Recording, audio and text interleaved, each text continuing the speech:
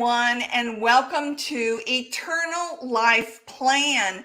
My name is Christine Harrington. I'm the host for this show, Eternal Life Plan, and I have got a fabulous guest with me today. We're just going to jump right in because we have three topics to talk about, and that's Father Altman's take on Pope Francis, Bishop Strickland, what's happening to him. And I'm sure you all know about that. But just in case, we'll talk about that. And the most disappointing flip flop President Trump made recently. We're going to talk about that too. But first, let me tell you about my guest, David L. Gray. I have been a huge fan of his for a long time. And let me give you his credentials because he's a pretty impressive guy. Not only is David L. Gray a podcaster, he has his own YouTube channel. We're going to go into that. But he's an American Catholic theologian and historian and the president and publisher of St. Dominic's Media. He holds a Bachelor of Science in Business Administration from Central State University, Ohio, and a Master of Arts in Catholic Theology from Ohio Dominican University. In 2004, David had a personal encounter with the Lord Jesus Christ that moved him from the column of being agnostic to Protestant and then later to Catholic Christianity. And on August 8th, 2006, he was confirmed into the Catholic Church, taking St. Joseph as his confirmation name. Now, David currently resides in Germany with his wife, Felicia, and he has 4 daughters. I'd like to bring David L. Gray onto the stage. Thank you, David. Christine, I'm so happy to be here, finally. I know, and that's not been your fault at all. It's been all my fault, and I apologize for that. For those of you that don't know, behind the scenes, I canceled on David like 3 or 4 times. We would set something up and something would happen. And a story of my life, right? Because my real life, David, the other side of my life, I'm a sales coach and trainer. And I work, everything I do mostly is virtual sales training. Occasionally I'll go out and do workshops. But, you know, because of that pesky little virus we all had to shut down for, Yeah, it kind of changed the landscape for a lot of sales trainers. Yeah, I bet. Yeah, but I'm finally glad to be here on Eternal Life Plans. I'm really so happy what you've done with your podcast, and I'm really proud of you. Thank you, David. Thank you. Well, I got to tell you now, got a runny nose today. No, I'm not COVID positive. I first found you, and I don't remember what the podcast was on your YouTube channel. You were sitting there eating popcorn. And you had me from that day forward. So what was that video about? I don't remember. I just remember it was hysterical, you sitting there eating popcorn. Yeah. So that's interesting that's how you found me, because it kind of relates to our conversation. I guess some of the things we're going to talk about today. So this is my first time hearing about Father James Altman. He had made this video where he's saying Democrats, you can't be a Democrat and a Catholic and this whole thing. And the video went viral, and I found it early on. I said, "Oh man, I gotta react to this." So that was just my reaction video. So as soon as he says something about Nancy Pelosi or something, I just pulled out the popcorn because I had never heard a priest speak like that on YouTube. And I was just fascinated. So I'm with that was you. what, 4 years ago or something, maybe. Yeah, that was wasn't that during COVID? It was. Yeah. Because yeah, it was about the shutting down the churches. And Yep. that's when I discovered Father Altman too. And I'm like, wait, what? Yeah. This guy's on fire. Yeah. Yeah. I had a bumper sticker that says, you can't be Catholic and pro-choice, right? Yeah. That bumper sticker kept getting ripped off my car. Oh, was it one of those magnet ones or was Yes. it? Yes, one of Oh, those okay. magnet ones, and Yeah. so it was happening while I was at mass too. Oh, Oh, wow. yeah. Here's a plot twist. And so I snuck out early, which I never do, to see if I could catch the person. And it was a woman that was, I found her crouched down on my bumper, getting ready to rip. And she had an abortion, and she found my bumper sticker offensive. Of course, she was Catholic. And maybe we should segue into this whole flip flop Trump has done. Yeah. But the woman was it didn't offend me. She was clearly still hurting from her Yeah. abortions. And Yeah. so what happens a lot, David, is when women have abortions, especially Catholic and Christian women, when they have abortions, they try to justify what they did. Yeah. So they can't admit to themselves that they're wrong about their choice. I know because I went through that myself after my abortions. Yeah. And it was very hard for me to come to grip with what I had done. And so this is a natural pattern of behaviors with women that have had abortions. And it takes them years to finally admit it. But and this is what's interesting on the political side.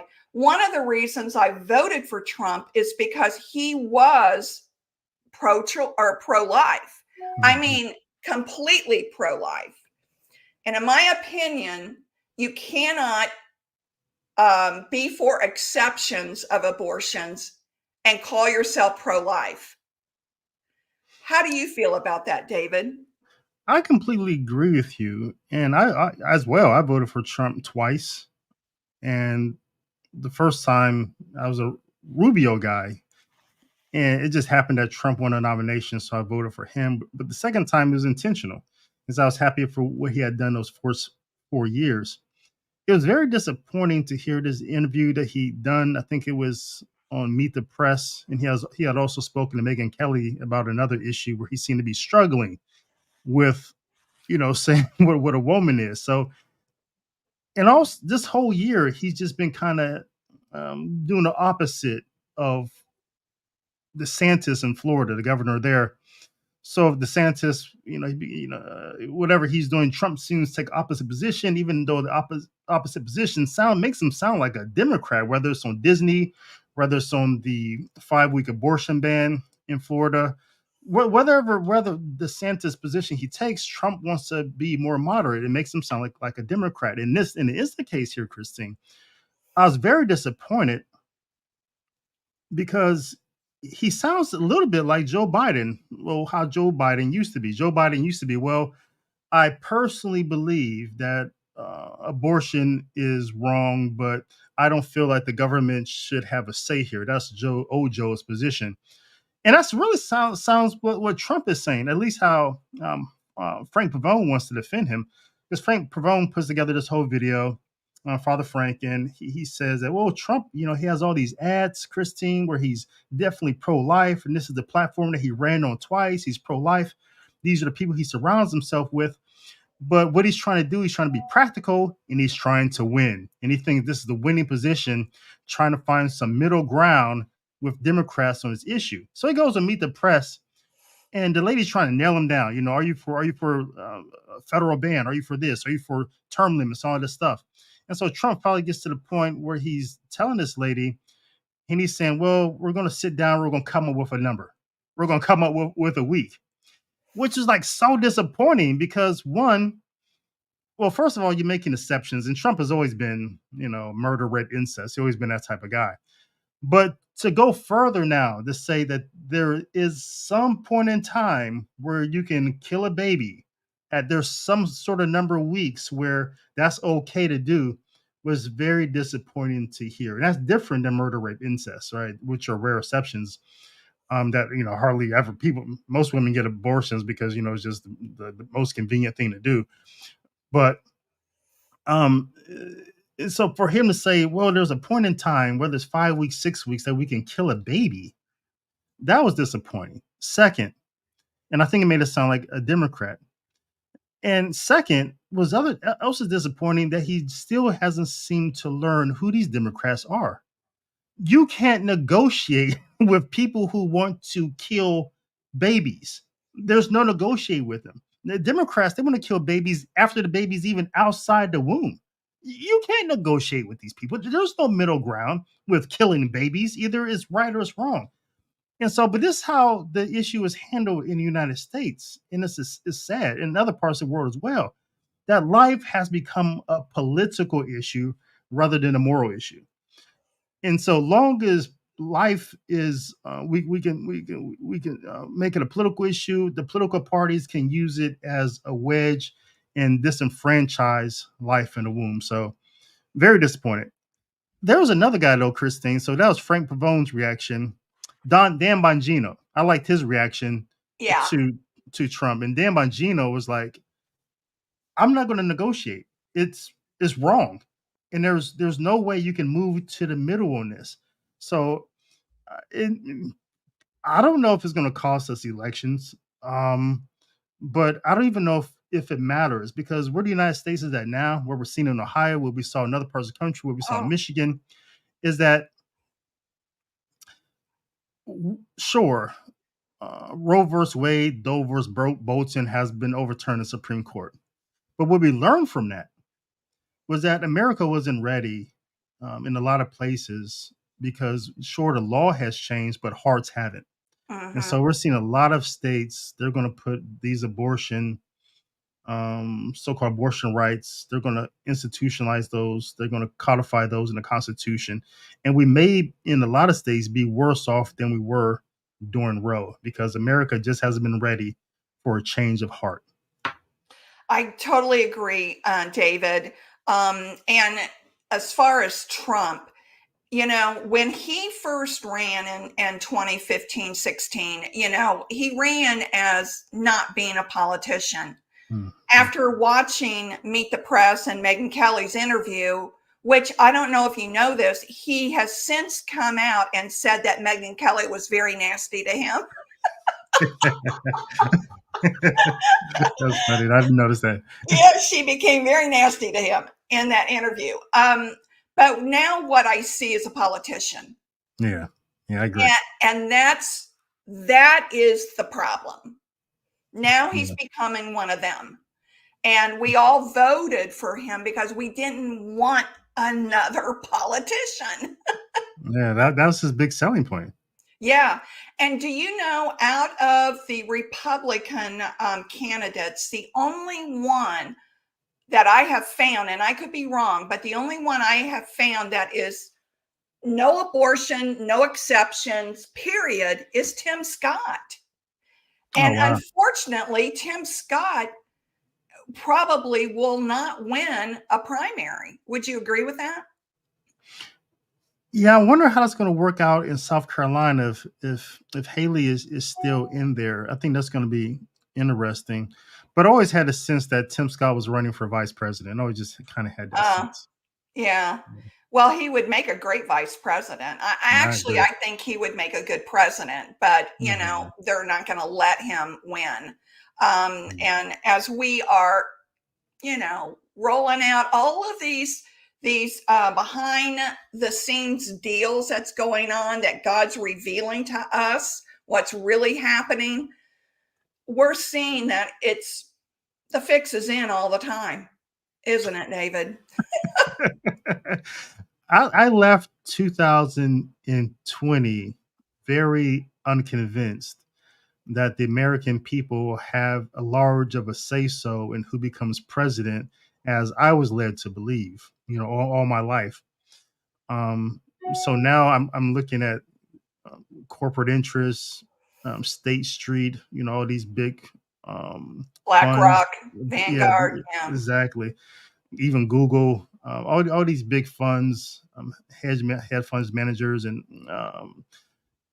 okay, Christine. I mean, if so much money was on the line, if so much power was on the line, why would you allow just ordinary people to have a say? I think makes sense, right? Having lived near Chicago for some time in my life, I understand how elections work. How people can move things around, and I'm kind of disappointed I was so naive. And but I agree with you that uh, the fix is always in, and I think we should kind of expect that. But I think we have to do what we can do, especially on local levels, school boards, all these things. I think we still have to do what we can do, but the most important thing we have to continue to do is figure out a way to change hearts, Hmm. and that may not happen in the sacrament of the ballot booth. Yeah, I agree with you again on that. I was having a conversation with my son. He's 31 and I'm 68. And I said, imagine living your entire life believing one thing, Yeah. and then you find out at 68 years old it's all been a lie. Even the JFK assassination, which Yeah. I was a little girl in grade school when that happened. And I remember it distinctly. I was in Catholic schools. They sent us all home on the day that JFK was assassinated. And Yeah. I came home, and it was the only time I ever saw my dad, who was home early from work, which was unusual, sitting watching the TV and all of this reporting, sitting there crying. I mean, that I was, I can't remember how old I was, but like second, third grade, maybe Yeah. first grade.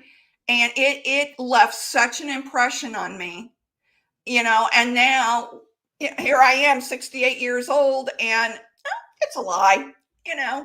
wasn't just a lone shooter, Yeah, I which mean, at least we evolved. I think we evolved a little bit. I think there was a time in the late '60s and '60s where if there were people who were trying to expose the deep state, trying to um, even a playing field, people like JFK, his brother, people like Martin Luther King, people like Malcolm X, the government would just take this, they just take the shot, right? So we've evolved to figure out there's different ways to control people and keep the game, the two-party political game, the uniparty really nowadays, to keep it going. And I think it's been quite phenomenal. That I think as Americans, I think we're easily distracted. I think most of us, we just want to go to work. We want to pay some bills. We want to put some food on the table. We want to make sure a roof is on our head.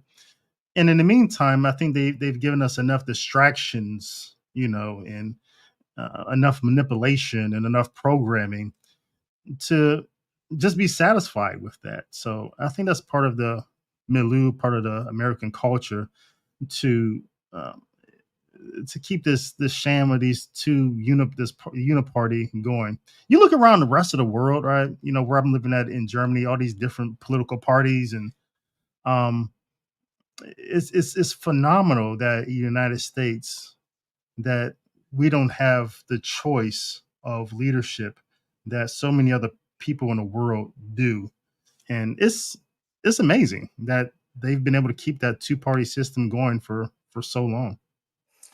we have a comment. Teresa Baker says hello. Hi, Teresa. She is a fellow Catholic that I know, and I appreciate you watching, Teresa. David, speaking of Germany, and this is going to kind of lead into Father Altman's take on Pope Francis.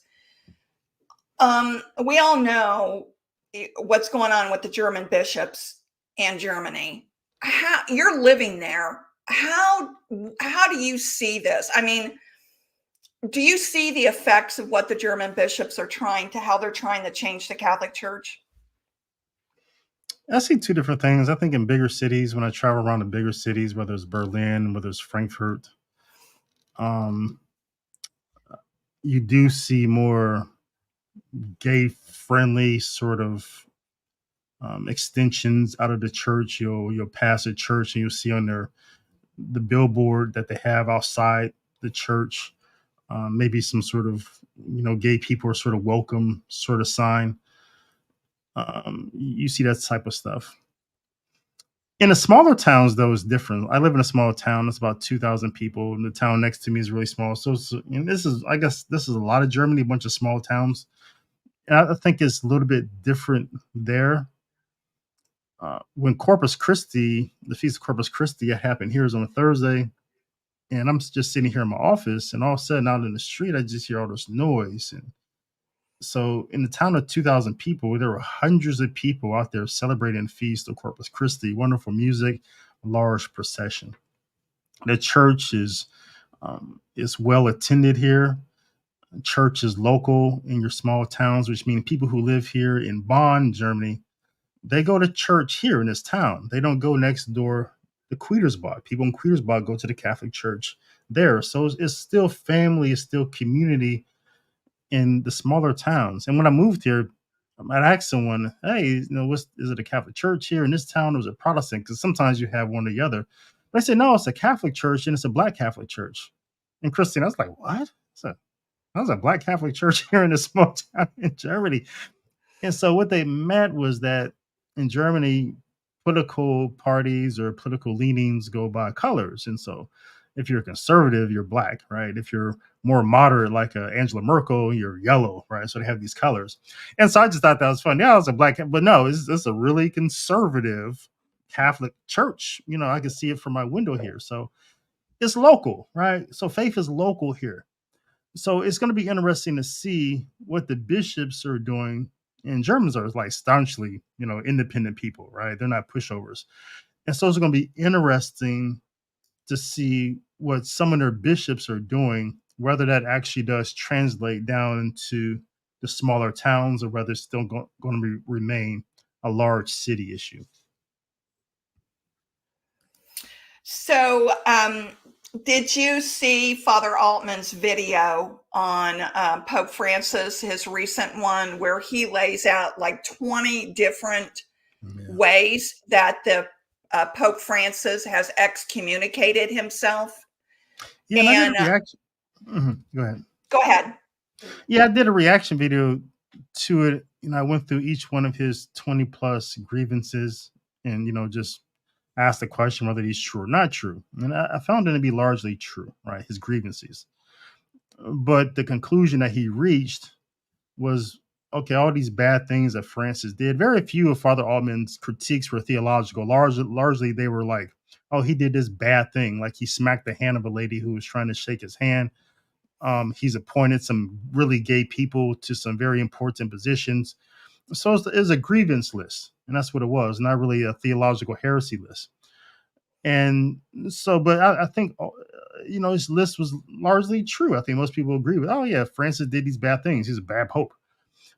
But did it mean that Francis is not the pope? I think that's a illogical conclusion. I think we could have a bad pope, and the bad pope could do bad things, and we could leave it there, and we could pray for him and pray for the church.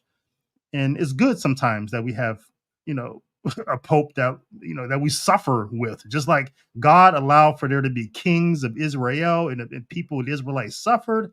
So too, sometimes we have bad popes and we suffer, and that's good for us to have a moment of suffering. And maybe God allows that for a reason.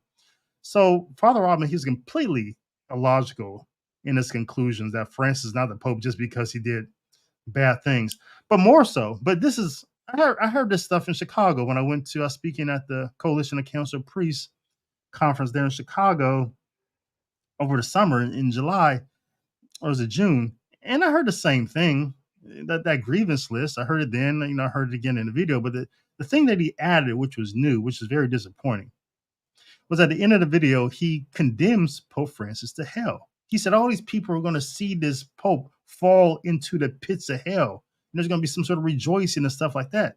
And I was so sad. I was sad for two reasons. First, that I want Father Altman to be back in the church. I want him to be a shepherd. I don't want him to be lonely. I think priests are lonely when they don't have a flock. So I wanted him to be back in the church, but I knew he had just crossed the Rubicon. He had just crossed a line that you can't go. You can't be a priest and say the Pope is going to go to hell. Like, even you can't even be a saint and say that, not a canonized saint. So that was just that was disappointing and sad. And the other thing was just, I guess it's really related to it, that I think I was sad for us as a people. Again, we seen Father Alban when he came out during COVID and he made that wonderful video, and it warmed our heart. And I think it was Jennifer Roback Morris. She was on a series that I'm doing, that I did, called Return to the Sacred. It's on my website. And she was teaching her class, and she had made the point that, no, it's Sister Ann. Yes, Sister Ann has said this. She said that sometimes the choir needs to be ministered to. It's good to speak to the choir because the choir needs to be affirmed, because sometimes we get lonely. Sometimes we wonder, is our voice being heard? Sometimes we don't have a platform that we can voice our concerns. And sometimes we just want to we don't want to think that we're crazy. And it's good to hear someone like Father Altman to affirm. It's like, yes, yes, that's just what I was thinking. I'm so glad somebody in your position is saying it. Maybe it can be heard, because that's exactly how I feel. And so that's that. But I think what's happened to Father Altman was that he kept speaking to the choir, and we kept cheering him on. And I think the cheering had become contagious. And the more he spoke to us and the more we cheered him on, the more he wanted to speak to us and the more we wanted to hear us. So it's just this sick cycle of us feeding him this acclaim, and him speaking back to us, and wanting more of our acclaim and praise. And I think we led him to this point. And I think I saw it in Chicago, that, he's speaking and people are cheering, and the crazier things he says, the more people cheer. And it was just like the sixth cycle that I saw. And I felt bad for him. I felt bad that he got to this point where he perhaps needed that. And I felt bad for us that we needed that. And so hopefully we've learned something from this. And I think we are learning that, um, when you have movements out here, such as this so-called recognize and resist movements, being led by people at the Remnant, like Michael Matt, people like LifeSite News, when we don't think about these things, we don't think about the logical conclusions to the things that we begin. Um, we don't really measure them out and say, man, this could lead somewhere where we don't want it to go. Where can it go if you start something like recognize and resist? Where does it end? What won't you resist? Where's the line in the sand? We don't think these things out. These responses to a bad pope, we don't think these things out. So hopefully we're stepping back, and I think we are, where we can say, okay, we can have a bad pope and we can suffer with that. And it doesn't have to devolve into us turn into sinners and quasi Protestants who deny the papacy ourselves. David, let me ask you this, because I am not a theologian, and I call myself a shabby Catholic because I still try to understand the faith. But uh, let me see how I can ask this question.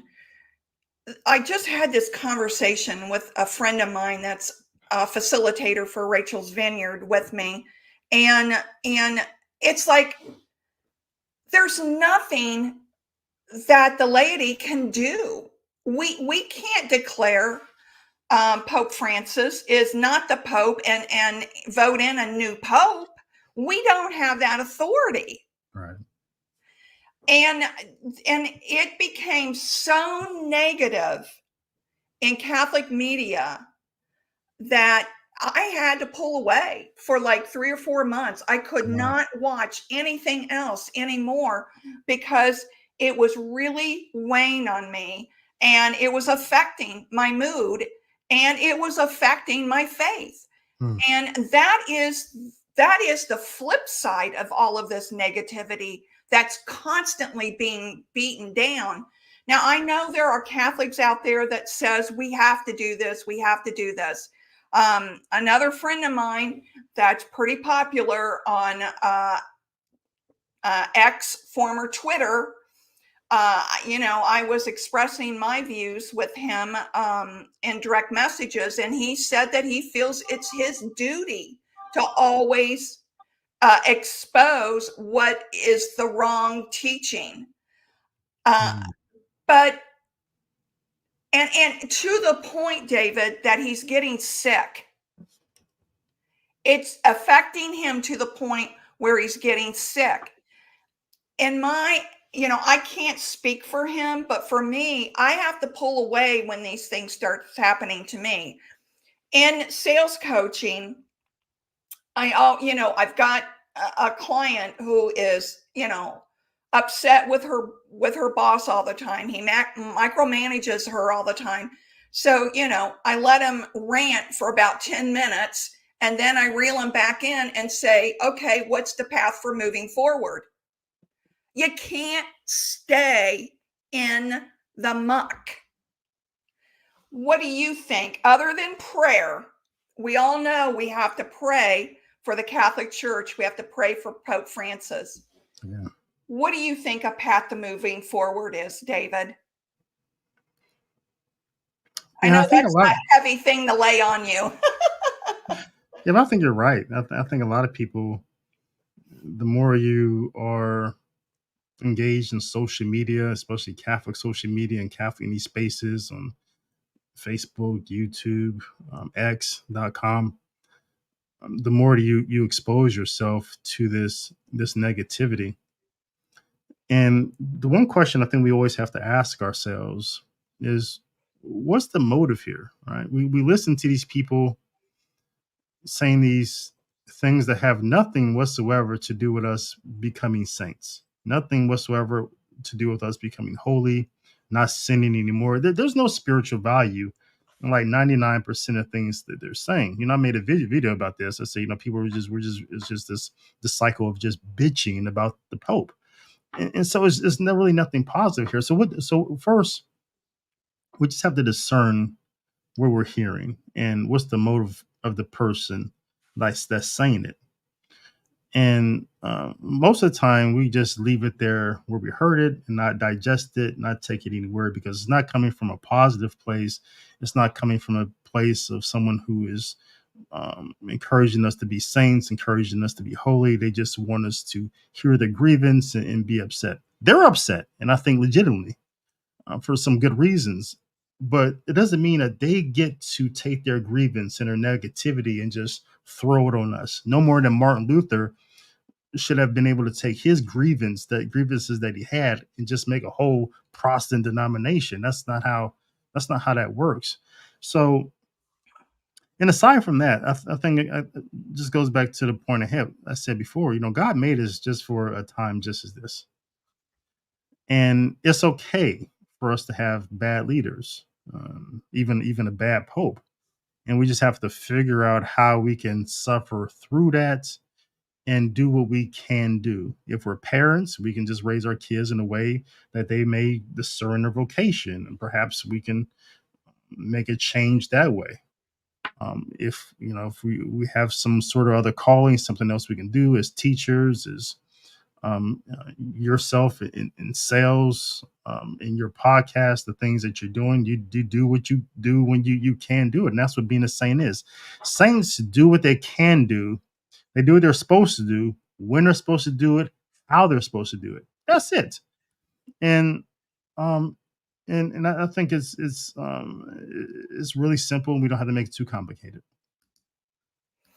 Well, David, you're a real voice of reason. Thank you.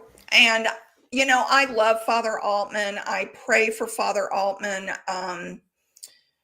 And do you know what his status is? Because I don't. I've been trying to find out. I know he's still suspended, but has there been any is it indefinitely? Do you know, David? Yeah, I think that's a great question, because I think that question itself even points to something, just a larger issue as well. So when it comes to Father Altman, it sounds like his case is still going through the channels in the Vatican. The only new wrinkle that had been issued, apparently, it had came out from, and this could be hearsay, but it was on X.com that someone from the chancery from his diocese said that Father Altman was told not to wear his clerics, to dress as a priest and present himself as a priest in public. And I had spoke to Father Altman about this and asked him about it, and he said, "No, that's not true." And so the diocese, they haven't presented us with any letter yet. Now, and that which is important, right? Because I think if you're saying that this priest who's going out here presenting himself as a priest, doing speaking and these videos wearing his clerics, if he's not supposed to be doing that, the laity, I think we have a right to know. Perhaps we're being harmed, right? So Mhm.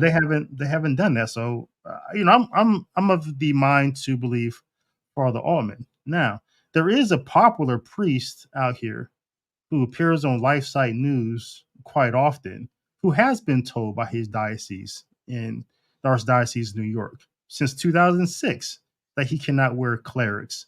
And every time that you see him on a video, whether it's LifeSite News, he even appeared on my podcast one time, everywhere you see this guy, he's wearing clerics. And so there's something interesting about all these people who that are priests who are leading us out of the church or are leading us into sedevacantism, right? Just denial of the Pope. They all seem to just have this same spirit of disobedience, right? I'm not saying Father Altman is there, um, but there's something consistent about all these people, whether they're clerics or religious, that they all have the same spirits of disobedience. And that's what I'm talking about. We have to discern the motive of these people, where they're coming from, whether their life itself is a reflection of that which they're leading us to, right? So we're just gonna be following any Joe Schmo. Tell me about your life. Tell me about your prayer life. What are you doing? Are you holy or not? Do you pursue the sacraments, confession? I mean, tell me about your spiritual life. You're up here telling me that the Pope isn't a Pope. But okay, who are you? So we have to discern these people because a lot of them are just living in a state of disobedience, and we're just following them into that. Yeah. And, it always brings back to me Father Karapi. Hmm. Remember him? Do you Yeah, remember him, David? yeah. Um, and But I want to shift real quick here and see if you know something about this. So I recently learned that Father Jim Blunt. Are you familiar? You're familiar with Father Jim Blunt, right? SOLT Oh happens yeah. the Mhm. same. Yeah. um, what do I want to call it? The same order that Father Karapi's in. But Father James Blunt has taken canceled all his engagements and is hunkered down in prayer. And this came out about 2 weeks ago. So I don't know what's going on with Father Blunt, but everyone, we need to pray for him because something has happened that has caused him to come back and cancel his engagements. He receives messages from heaven, and he has also been talking about the prophetic words that have been spoken about October. I'm Hmm. not going to go into it on this video, um, but have you heard that, David, about Father James Blunt? No, this is news to me, Christine. I hadn't heard anything about it, but it sounds consistent. I've been hearing that about some other priests. So I really don't know the details. I remember the Coalition for Council Priests, they sent out an email to people saying Father Level, he's taking Yes. leave of absence and I emailed Father Level. He seems fine, but so I don't know. I don't really don't know what's going on, but it's interesting. Okay. I'm on their email list too, Coalition of Yeah. Canceled Priests.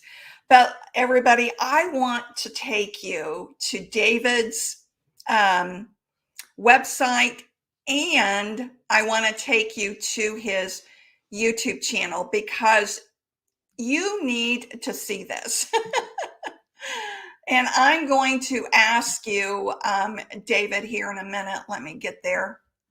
Hold on, everybody. Okay, here is David's beautiful website, David. Beautiful wedding. There's your beautiful wife. When was your wedding? 2016. Uh, and I want to encourage you all to go to there's the video. ah, funny. Yeah, that was so funny. And then I want to hold on. I want to get you to his YouTube channel because there's something I want to ask you about. Okay. All right. Here is Father Hell Nah.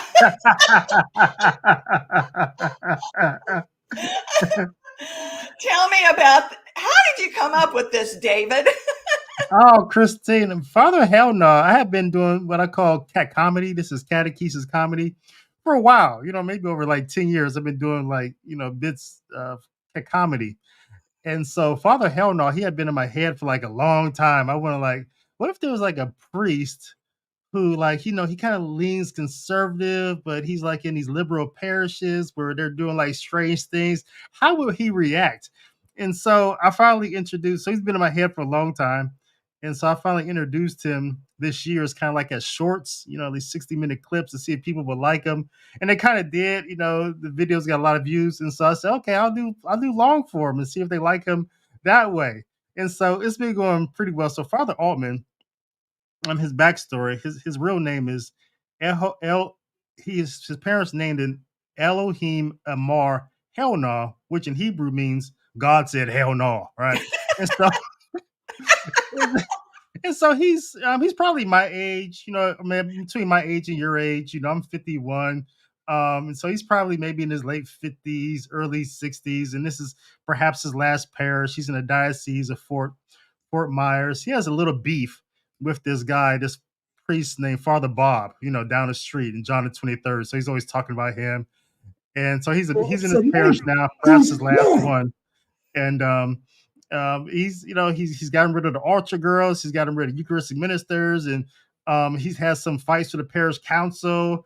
And in this video, his latest video, now he's doing an exorcism. And he finds out this demon here is on his way to the citadel of synodality. So he's really excited to exorcise him. So Oh my gosh, it's hysterical. I've watched a couple of them, David, and I want to get here is David's YouTube channel, and it's just David L. Gray, right? yeah, just David David, Ogre. yeah, Yeah, yeah. nothing fancy like you. The reason. Do you know why I came up with Eternal Life Plan? No, not at all. Because of my near-death experience.